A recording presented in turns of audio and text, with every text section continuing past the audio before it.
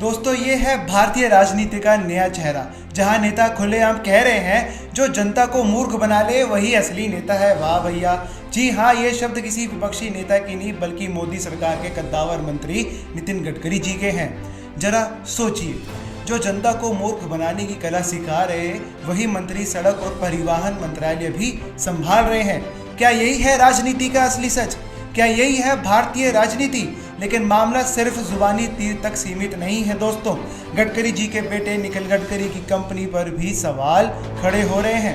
Company जिसने कुछ साल पहले ही 17 करोड़ का कारोबार किया था, मैं पिछले साल की बात बता रहा हूँ आपको, वो आज 500 करोड़ से ऊपर पहुंच चुकी है और शेयर बाजार में कंपनी का भाव 40 रुपये से उठकर 700 तक पहुंच चुका है। मतलब भैया हद है। विपक्ष का सीधा आरोप है, जब देश भर में सड़कें टूटी पड़ी हैं, किसान गन्ने के पैसे के लिए तरस रहे हैं, पेट्रोल डीजल से जनता की जेबें खाली हो रही हैं, तो आखिर गडकरी परिवार की कंपनी कैसे माला माल हो रही है, ये सबसे बड़ा सवाल उठ रहा है।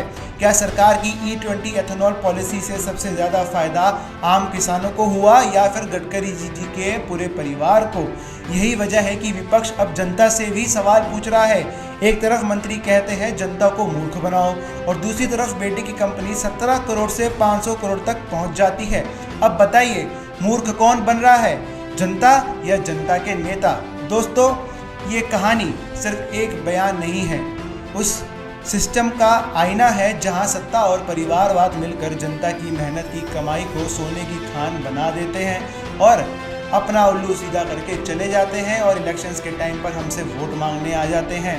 तो जनता से मैं सवाल पूछना चाहता हूं कि आप सवाल पूछें, आप हर चीज़ को जानें और इस चीज़ को पता लगाएं कि कौन सा नेता हमारे देश के लिए बेहतर है। जिसको हम इतना ईमानदार नेता समझते थे, आज वही हमसे दगा कर बैठा।